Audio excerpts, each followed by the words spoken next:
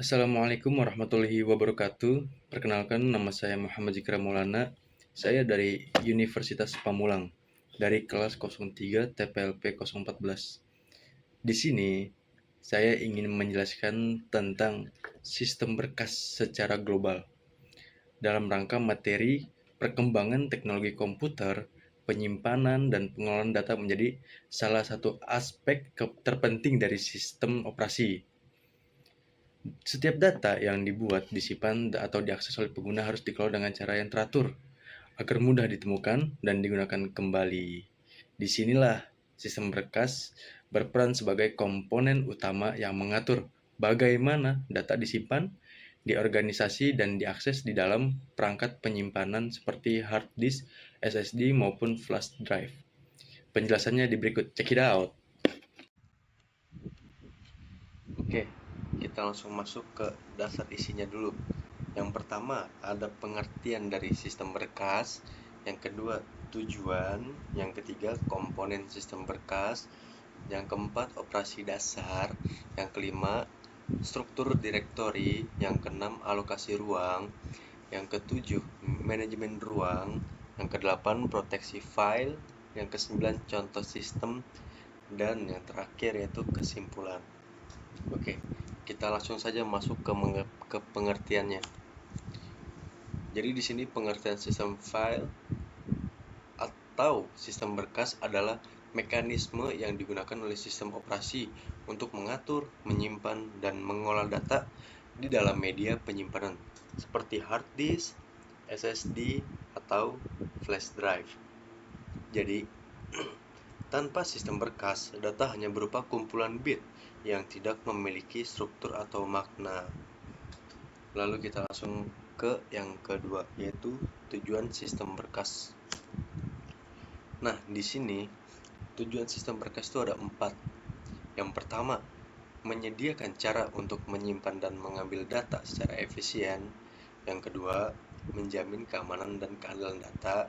Yang ketiga, memungkinkan akses simultan oleh beberapa pengguna atau proses.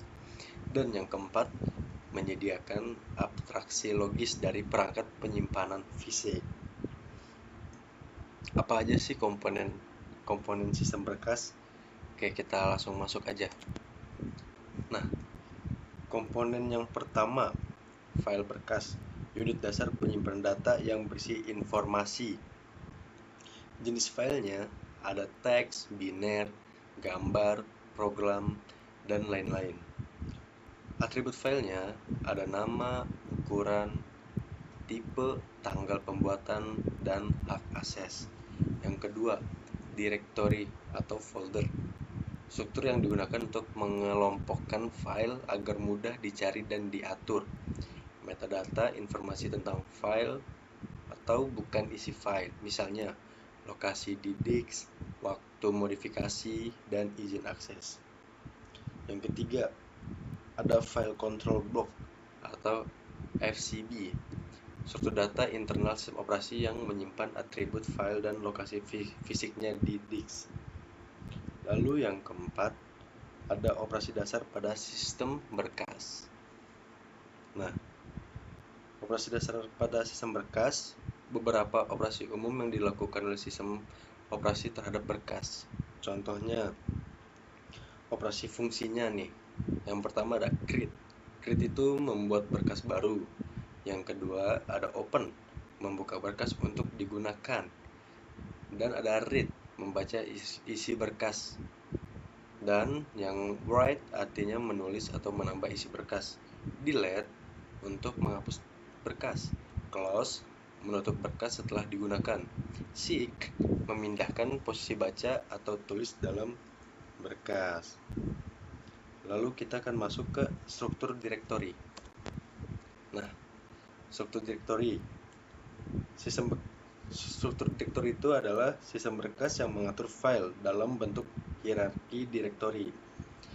Dan di sini ada 4. Ada beberapa bentuk umumnya.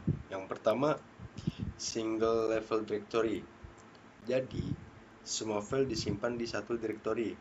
Dia itu mudah, tapi bisa menimbulkan konflik nama file.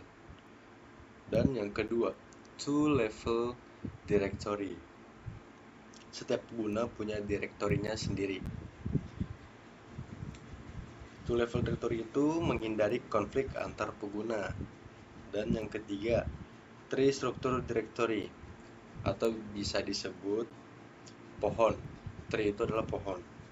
Paling umum digunakan seperti di Windows atau Linux. Dia ini mendukung subdirektori dan pengorganisasian yang rapi. Lalu yang keempat, acyclic grep directory, memungkinkan file atau directory memiliki beberapa jalur atau link.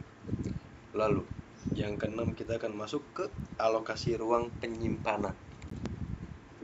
Nah, di sini alokasi tersebut ada jenisnya, cara kerja, kelebihan, kekurangan, dan contoh penggunaan.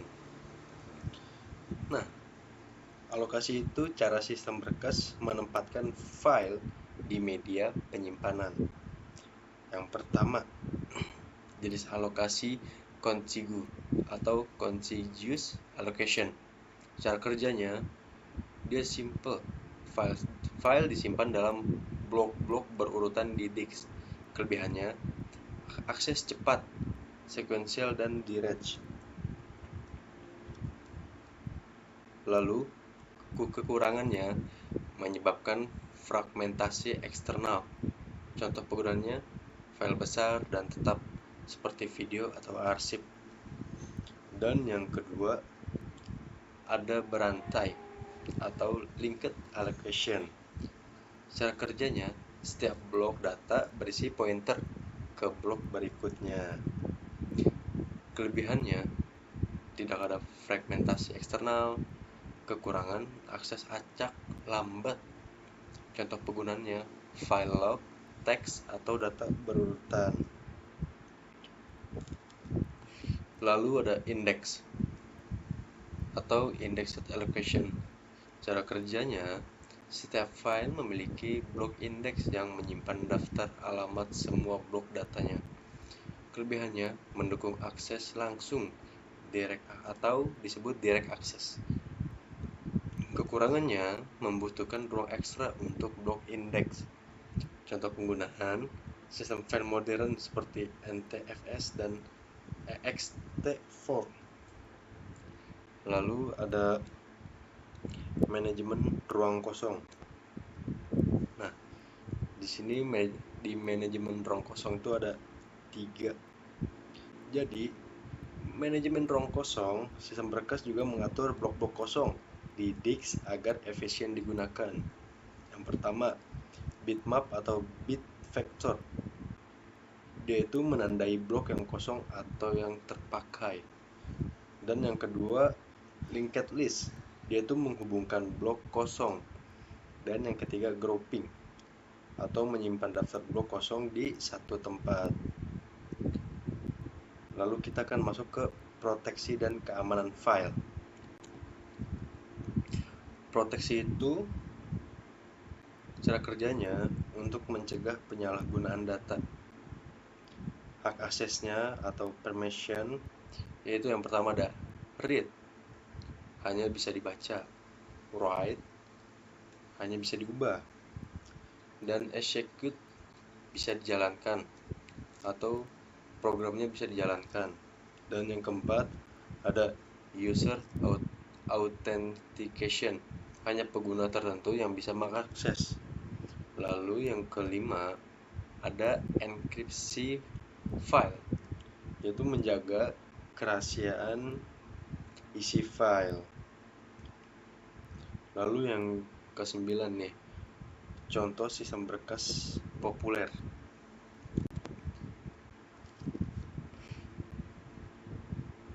Nah, contoh sistem berkas populer, sistem berkas digunakan di karakteristik. Yang pertama ada FAT32. Dia itu digunakan di Windows lama. USB-nya sederhana, tapi ukurannya file terbatas, seperti 4GB. Lalu yang kedua ada NTFS. Dia digunakan di Windows modern, mendukung hak akses, enkripsi, dan jurnal. Dan yang ketiga ada ext3 atau ext4. Dia digunakan di Linux dan caranya dia tuh stabil, mendukung journaling. Dan yang keempat, HVS Plus. Dia digunakan di Mac OS dan caranya optimal untuk SSD dan keamanan tinggi. Lalu yang kelima ada exFAT. Dia itu cross platform, digunakan di Windows, Mac OS, Linux, dan caranya dia compatible dan mendukung file besar. Dan yang terakhir, kesimpulannya.